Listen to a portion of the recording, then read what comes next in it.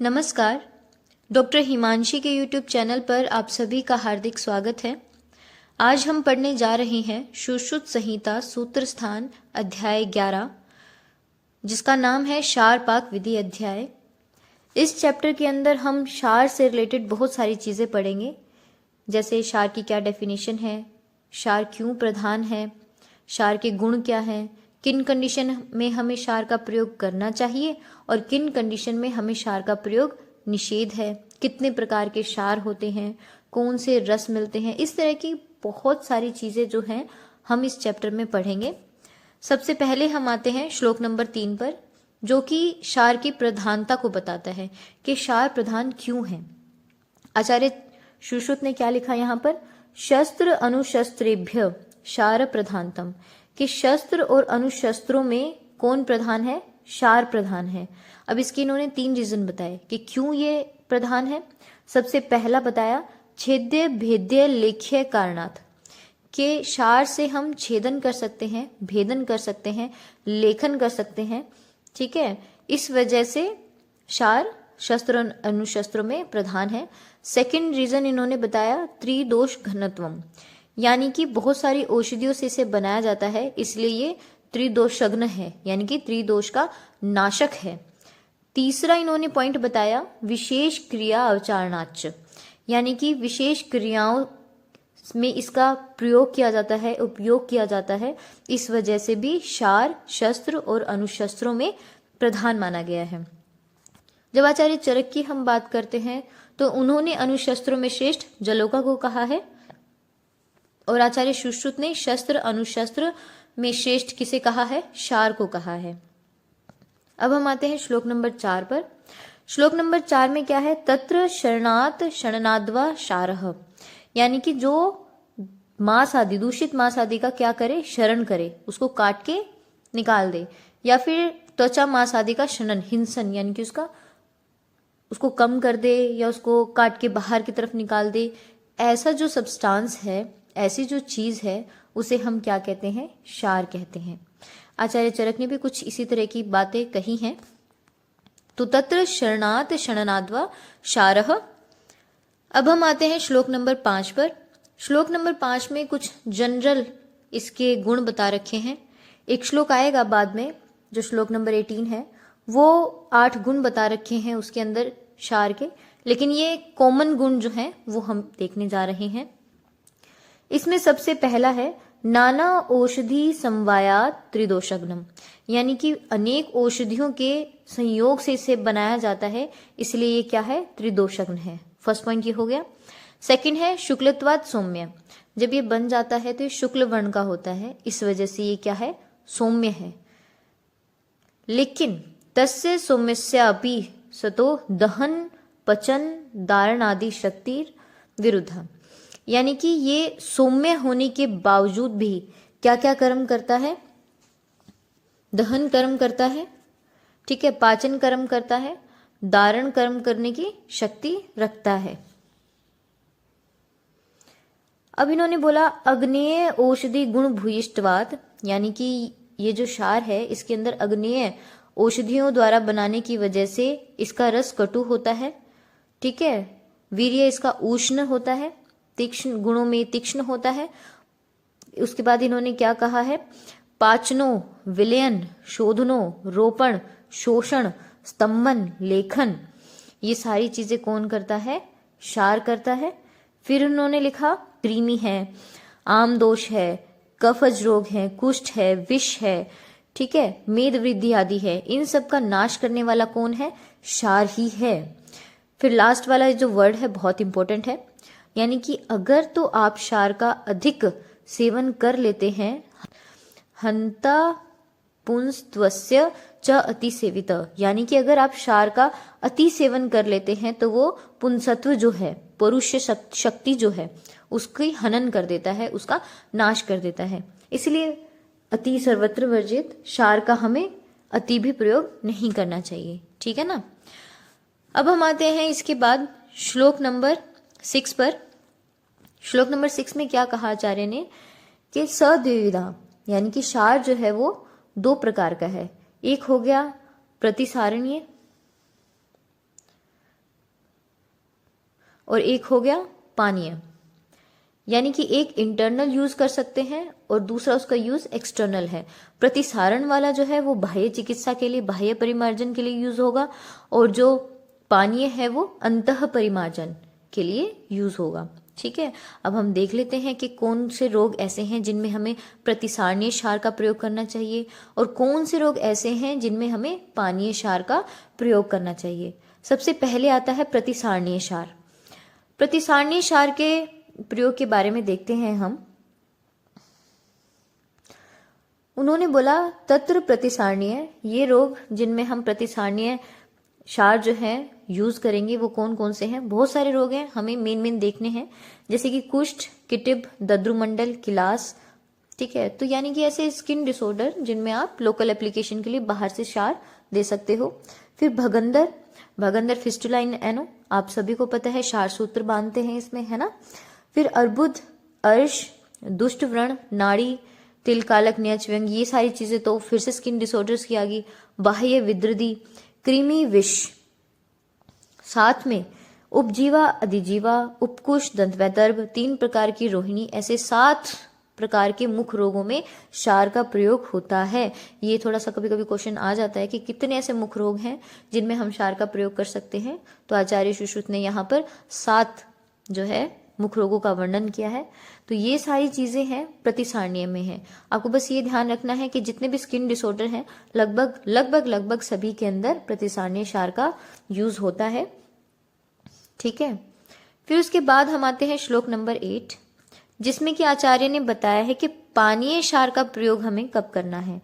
पानीय क्षार का प्रयोग गर विष, ठीक है, कृत्रिम विष जो होता है गर विष, गुल्म में, उदर रोग में, अग्निसंग, अजीर्ण, आरोचक, आनाहा, शर्करा, अश्मरी, अभ्यंतर विद्रदी। बाह्य विद्रदी प्रतिसारणीय क्षार में था, अभ्यंतर विद्रदी पानीय क्षार में है। कृमि विष अर्श, ये दोनों में है, प्रतिसारणीय में भी है और पानीय क्षार में भी है। ये आपको थोड़ा ध्यान रखना पड़ेगा। ये हो गया हमारा श्लोक नंबर 8, जिसमें कि हमने पानीय क्षार किन किन रोगों में देना चाहिए इस बारे में हमने पढ़ा। फिर आते हैं हम श्लोक नंबर 9। अब यहां पर आ जाता है कि किन रोगों में पानीय क्षार निषेध है, अहितकर है, आपको प्रयोग नहीं करना है। जैसे कि रक्तपित्त, आप क्षार का प्रयोग नहीं कर सकते, ऑलरेडी रक्त बाहर निकल रहा है ना, तो और क्या आप शनन करोगे। ज्वरित, कोई ज्वर से पीड़ित है, उसमें भी आप क्षार यूज नहीं करेंगे। पित्त प्रकृति, बाल, वृद्ध, दुर्बल, भ्रम, मद, मूर्छा और तिमिर, इन रोगों में पानीय क्षार का प्रयोग नहीं करते हैं। ठीक है, फिर इसके बाद हम आते हैं श्लोक नंबर 11 पर। श्लोक नंबर 11 के अंदर हम देखेंगे कि जो प्रतिसारणीय क्षार है उसके भी डिवीजन कर रखे हैं, मृदु, मध्य, तीक्ष्ण करके। ठीक है, किस ऋतु में हमें उसको ग्रहण करना चाहिए, किस तरह के एरिया में लेना चाहिए, ये सारी चीजें श्लोक नंबर 11 में है। कुछ इंपॉर्टेंट चीजें मैं आपको निशान लगवा देती हूँ, जैसे कि अतितर त्रिविधो मृदु, मध्य, तीक्ष्ण, यह त्रिविधो 3 प्रकार का है। कौन से वाला? प्रतिसारणीय क्षार। एक हो गया मृदु, एक हो गया मध्यम और एक हो गया तीक्ष्ण। ऐसे 3 प्रकार का प्रतिसारणीय क्षार को डिवाइड किया है। ठीक है, फिर इन्होंने कहा कि शरदी गिरिसानुजम शुचि रूपोष्य, इन्होंने कहा कि शरद ऋतु में जो भी उत्तम दिन है, ठीक है, उसमें वो कहाँ से निकलेगा? पर्वत के शिखरों में जो प्रशस्त भूमि है वहां से हमें शीत, वर्षा, अग्नि एक्सेट्रा एक्सेट्रा इनसे प्रभावित जो होकर नष्ट न हुआ हो, ऐसे मध्यम आयु वाले, बड़े फूल वाले ऐसी औषधियों को हमें उखाड़ कर ले आना चाहिए। अब इसके बाद हम आते हैं श्लोक नंबर 12 पर, जिसमें कि इसकी निर्माण विधि के बारे में आचार्य ने बताया है। उन्होंने क्या लिखा? उन्होंने बहुत सारी औषधि ली थी, है ना, तो बहुत सारी औषधियां ले ली उन्होंने। कुड़ा है, प्लाश है, अश्वकर्ण है, अमलतास है, तिलवक, ये सब चीजें लेके फिर 4 भेद वाली कोशात आदि, इन सब को लेकर क्या करना है? पत्र, फल, जड़, जो कुछ भी है, पंचांग है, उनको जलाकर भस्म कर लेनी है। उनको जलाकर क्या करनी है? भस्म कर लेना है। फिर श्लोक नंबर 13 में इससे आगे की फॉर्मेशन की डिटेल आचार्य ने शेयर की।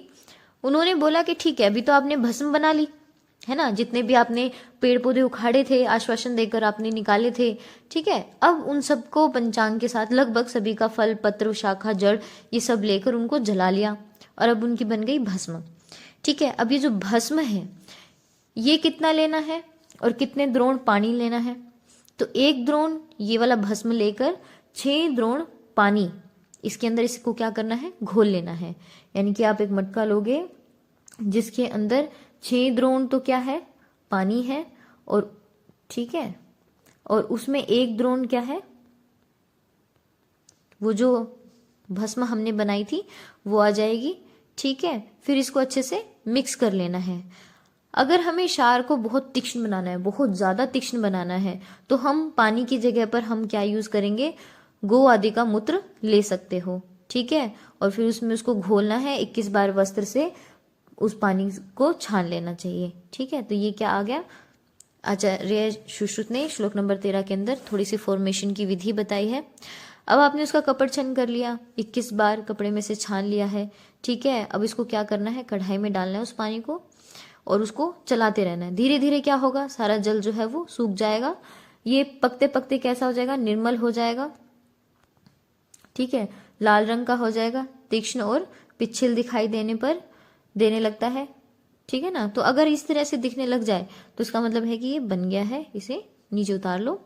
अब जब भी हम ये क्षारोदक बनाते हैं, ठीक है, उसमें से 1 कुड़व क्षार जल को निकालकर किसी अलग पात्र में हम रख देते हैं, इसको बाद में यूज किया जाता है। ठीक है, अब आचार्य वाग्भट ने जल और मूत्र दोनों का प्रयोग बताया है कि जैसे ये है ना 1:6 बोला है कि 1 रेशो में हमने सभी भस्म रूपी वो चीजें लेनी है और 6 हमने क्या लेना है, 6 गुना जल लेना है। वाग्भट ने जल भी और मूत्र भी दोनों का ही मतलब यूज बताया है। इसके बाद हम आते हैं श्लोक नंबर 14 पर, थोड़ा इंपॉर्टेंट श्लोक है ये। इस श्लोक के अंदर उन्होंने बोला कि जो भी हम क्षार बनाते हैं उसके अंदर हम प्रक्षेप द्रव्य डालते हैं। ठीक है ना, अब 3 प्रकार के हमने क्षार देखे हैं, एक होता है मृदु, एक होता है मध्यम, ठीक है, और एक होता है तीक्ष्ण। तो पहले मैं बता देती हूँ किसमें कितना डलेगा, फिर उसके बाद हम श्लोक वाइज इसको देखेंगे। अब मृदु क्षार के अंदर कोई प्रक्षेप द्रव्य नहीं डलता है। मध्यम जो क्षार होता है, ठीक है ना, उसके अंदर क्या रहता है कि थोड़ी सौम्य सौम्य औषधियां लेकर, ठीक है, भस्म शर्करा हो गया, शंख नाभि आदि हो गया, ठीक है, उनको गर्म करके और उनको बुझाना होता है। ठीक है, वो कितनी मात्रा में, 8 पल मात्रा में प्रमाण लेकर उसको क्या करना है, उसके अंदर डाल देना है। तीक्ष्ण में क्या होता है, सारी तीक्ष्ण औषधियां लेते हैं, फिर उसका करते हैं 1 शुक्ति प्रमाण में। तो ये क्वेश्चन बहुत सारे एग्जाम्स में आता है कि मध्यम वाले के अंदर जो प्रक्षेप डलता है वो उसका प्रमाण क्या है, 8 पल या 1 शुक्ति। ठीक है, आपको याद होना चाहिए, मध्यम वाले में 8 पल डालते हैं, तीक्ष्ण वाले में 1 शुक्ति डालते हैं। पहले ही तीक्ष्ण क्षार है वो, है ना, और उसके अंदर तीक्ष्ण औषधियों का ही हम प्रक्षेप तैयार करते हैं, तो कम मात्रा में डलेगा ना, तो वो 1 शुक्ति हो गया। मध्यम वाला 8 पल जाता है। ठीक है ना, तरीके से है। अब हम देखते हैं श्लोक की लाइनें देखते हैं। अब देखिए, इन्होंने बोला कट शर्करा, भस्म शर्करा, शीर पाक, शंख नाभिर, अग्नि वर्णा। इन्होंने बोला कि कटक शर्करा जो है वो खड़िया मिट्टी जिसे बोलते हैं, भस्म शर्करा, ठीक है, जल शुक्ति, शंख नाभि, इन्हें आग में क्या करना है, एकदम लाल कर लेना है।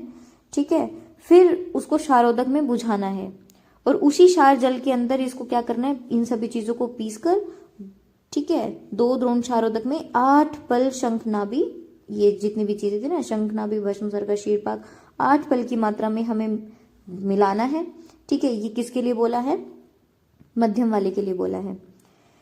ठीक है, अब इन्होंने बोला कि अगर तो मान लो कि ये जो 8 पल वाला हमने प्रतिवाप है वो डालने की बजाय हमने वो डाला ही नहीं, मतलब, ठीक है, तो उसको हम बोलेंगे मृदु क्षार, उसमें कुछ भी नहीं डाला ना, मृदु क्षार, और उसका पर्याय है संव्यूहिम। तो कई बार क्वेश्चन ये भी आ जाता है कि संव्यूहिम शब्द किसके लिए प्रयुक्त होता है, मृदु क्षार, मध्यम क्षार, तीक्ष्ण क्षार या केवल क्षार। तो आपको एकदम स्ट्राइक करना चाहिए कि संव्यूहिम जो है वो मृदु क्षार के लिए है, ठीक है ना, समव्यूहिम मृदु क्षार के लिए है। तो अगर तो 8 पल की मात्रा में हम प्रतिवाप डालते हैं तो वो चला जाता है मध्यम क्षार के अंदर, और अगर कोई प्रतिवाप नहीं डालते हैं तो वो किस में चला जाता है, मृदु क्षार के अंदर। अब इससे नेक्स्ट श्लोक जो है, श्लोक नंबर 15, इसके अंदर इन्होंने क्या कहा, तीक्ष्ण क्षार के अंदर कौन कौन से हमने प्रतिवाप करना है, ये देखिए। इन्होंने बोला कि जो ऊपर हमने कट शर्करा आदि द्रव्य दिए हैं उनका प्रतिवाप तो ले लेना है जितना आपको प्राप्त होता है। इसके अलावा दंती, द्रवंती, चित्रक, लांगली, पूतिक, प्रवाल, पूतिक के प्रवाल, ताड़पत्री, विडलवन, तो देखिए इसके अंदर सारी तीक्ष्ण चीजें हैं। चित्रक देखिए, लांगली देख लिए, है ना। तो ये सारी चीजें जो हैं इकट्ठी करके सेम वही प्रोसीजर जो ऊपर किया था वो करना है। इसका महीन चूर्ण पीसकर उसको शुक्ति प्रमाण मात्रा में डाल देना है, तो वो जो क्षार बनेगा वो क्या बनेगा, तीक्ष्ण क्षार बन जाएगा। ठीक है, और इसका तीक्ष्ण क्षार का दूसरा नाम क्या है, पाक्य। तो यहाँ क्वेश्चन क्या आया कि मृदु क्षार को क्या कहते हैं, समव्यूहम, ठीक है ना, और तीक्ष्ण क्षार को हम क्या कहते हैं, पाक्य। पाक्य मध्यम के लिए कोई ऐसा वर्ड यूज नहीं आया है। और मृदु क्षार के अंदर किसी भी प्रकार का प्रतिवाप नहीं डालते हैं, प्रक्षेप नहीं डालते हैं। तीक्ष्ण क्षार के अंदर एक शुक्ति प्रमाण में डालते हैं, और यदि मध्यम की बात आ जाए प्रतिवाप के लिए तो उसके अंदर हम डालते हैं 8 पल। तो ये जो कुछ चीजें हैं ये आपको अच्छे से याद रहनी चाहिए, ठीक है ना। अब इसके बाद हम आते हैं श्लोक नंबर 17। इसमें इतना डिटेलिंग में कुछ नहीं है, आपको बस हिंदी जस्ट एक रीडिंग ले लेना आप। इसके अंदर ये है कि अगर बहुत समय तक क्षार जो है एक जगह पर पड़ा रहेगा, उसका कोई यूज नहीं हो रहा है, ठीक है, तो वो अपना क्या करेगा, उसकी जो औषधि वाला गुण जो है वो हीन होता चला जाएगा। तो ऐसे में हमें क्या करना चाहिए, उसको दोबारा से वीर्योत्कर्ष करने के लिए या तीक्ष्ण शक्ति लाने के लिए उसमें फिर से हम क्षार जल डाल के और फिर से उसे पका देते हैं, ठीक है ना। तो इस तरीके से वो फिर से उसके अंदर बल आ जाता है। अब हम बात करते हैं जो हमारा क्षार है उसके गुणों के बारे में। आचार्य सुश्रुत ने 8 गुण बताए हैं, ठीक है ना। कौन कौन से बताए हैं, श्लोक नंबर 18 देखते हैं हम। इसमें सबसे पहले बोला नैवति तीक्ष्ण, कि ना तो अधिक तीक्ष्ण हो, न मृदु, ना ज्यादा मृदु हो। शुक्ल, शुक्ल बोले तो रंग में व्हाइट इन कलर। श्लक्ष्ण, श्लक्ष्ण बोले तो मुलायम, चिकना एकदम। जैसे हम टैल्कम पाउडर देखते हैं ना, तो अपनी अंगूठे और उंगली के बीच में हम उसको रगड़ते हैं, एकदम ऐसे चिकना सा लगता है ना, तो वो वाली जो प्रॉपर्टी होती है उसे हम श्लक्ष्ण बोलते हैं, ठीक है ना। तो वो श्लक्ष्ण होना चाहिए क्षार, पिच्छिल भी होना चाहिए क्षार, ठीक है।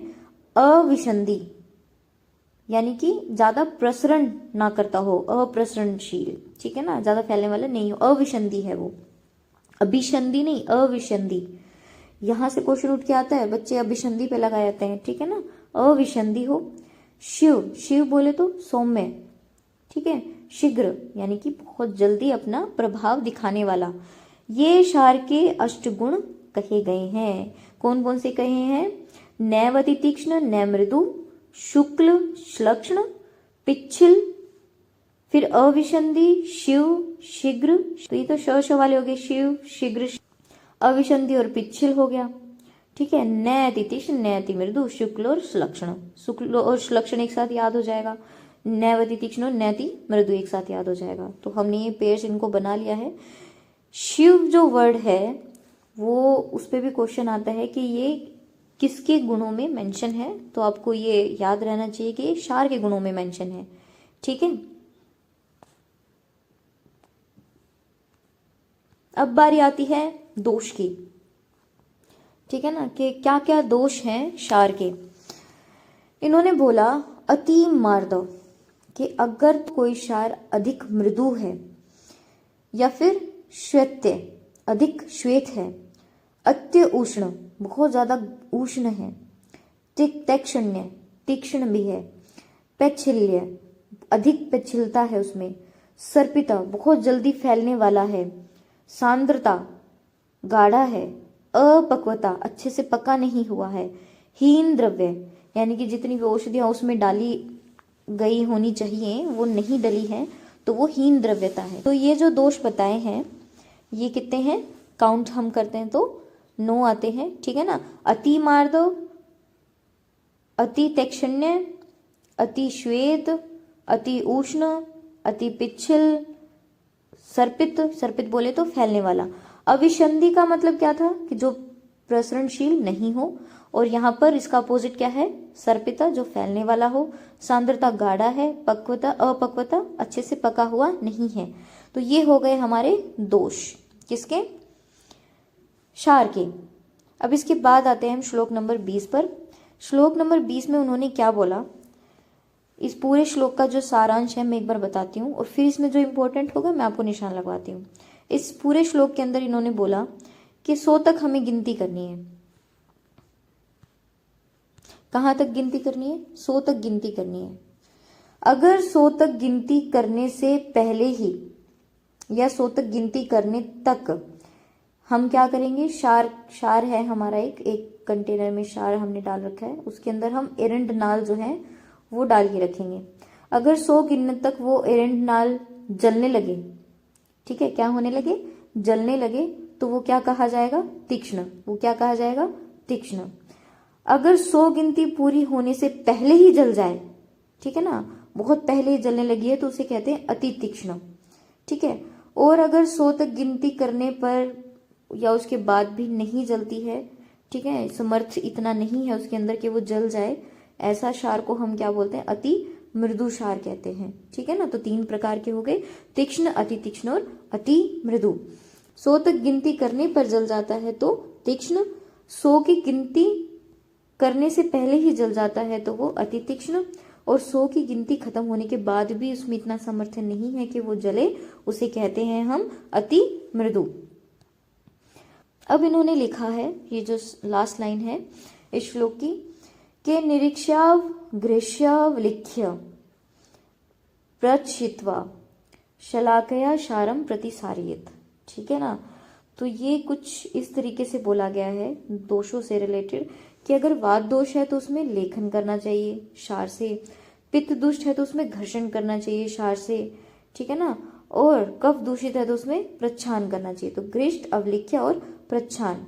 गृह्य हो गया, पित्त दुष्टि में घर्षण, लिख्य वात दुष्टि में लेखन, और प्रच्छित्वा कफ दुष्टि में प्रच्छान। ये 3 चीजें बताई हैं आचार्य ने क्षार से रिलेटेड। और ये सारी चीजें करनी किससे हैं, शलाका यंत्र जो बोले गए हैं ना, उसमें कुछ इंस्ट्रूमेंट थे जो कि क्षार प्रणिधान, क्षार को लगाने में काम आ रहे थे, ठीक है। तो उन इंस्ट्रूमेंट से आपको क्या करना है, उन शलाका यंत्रों से आपको क्या करना है, क्षार का प्रयोग करना है 100 की गिनती बोलने तक, ठीक है ना। फिर उसके बाद हम आते हैं श्लोक नंबर 21। श्लोक नंबर 21 में आचार्य ने क्या कहा कि क्षार के प्रयोग से क्या रहता है, व्याधि के दूर होने पर उस स्थान पर कैसा वर्ण हो जाता है, कृष्ण। क्यों हो जाता है, क्योंकि वो दग्ध लक्षण है। क्षार दग्ध लक्षण क्या बोला है कि वो स्किन कैसी हो जाती है, कृष्ण हो जाती है, कृष्ण वर्ण की स्किन हो जाती है। फिर उसमें क्या करना है हमें, शमन, किससे, तत्र अम्ल वर्ग, अम्ल वर्ग की औषधि प्लस में सर्पी मधु। तो अम्ल वर्ग की औषधि में हमें सर्पी और मधु मिलाकर क्या करना है, उस जले हुए स्थान पर, उस दग्ध स्थान पर लगा लेना है, ताकि शमन हो, किस किस का, पीड़ा आदि का शमन हो, ठीक है। तो ये बताया हमारे श्लोक नंबर 21 में। तो आपको ये ध्यान रखना है कि जो क्षार दग्ध लक्षण है उसमें एक तो क्या रहेगा, कृष्णता मिलेगी, प्लस में उसमें ट्रीटमेंट क्या करना है, उस क्षार दग्ध वाले एरिया को अम्लवर्ग, सर्पी और मधु ये मिलाकर हमें लगाना है उस जलन पर, उस दग्ध स्थान पर, ठीक है, जिससे कि पीड़ा और दुख की शांति हो जाती है। अब हम आते हैं श्लोक नंबर 23 पर।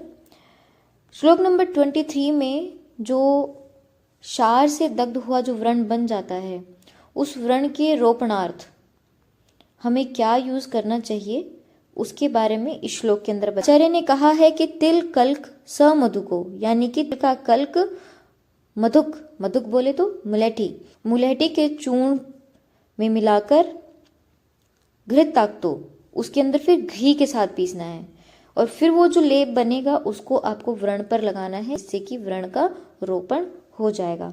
तो तिल, तल्क, मुलेठी का पाउडर और घृत, इन तीनों को अच्छे से मिक्स करके हमें क्या करना है, उस व्रण पर लगा देना है, जिससे कि व्रण रोपित हो जाए, रोपण हो जाए उसका। अब हम आते हैं श्लोक नंबर 24, 25, 26, 27। बेसिकली इन श्लोकों के अंदर ये कहा गया है कि क्षार का जो रस है वो क्या है। क्षार का जो रस है वो क्षार पंचरस होता है, एक नहीं होता है। कौन से वाला? अम्ल। अम्ल रस को छोड़कर बाकी सारे रस क्षार के अंदर होते हैं। जब रस की बात पूछी जाए तो कटुरस जो है वो अधिक मात्रा में कि प्रधान रहता है और लवण रस जो है वो अल्प मात्रा में, ठीक है, इसलिए अप्रधान रहता है। बाकी क्षार के अंदर 5 जो रस हैं वो विद्यमान रहते हैं, ठीक है ना। तो इस तरीके से यहाँ पर रसों के बारे में भी बात हो गई। अब बात आती है श्लोक नंबर 28 में। श्लोक नंबर 28 में 3 चीजें बताई हैं। एक तो है सम्यक दग्ध, कि आपने क्षार से दग्ध किया और वो सही प्रकार से हो गया, तो उसे कहते हैं सम्यक दग्ध।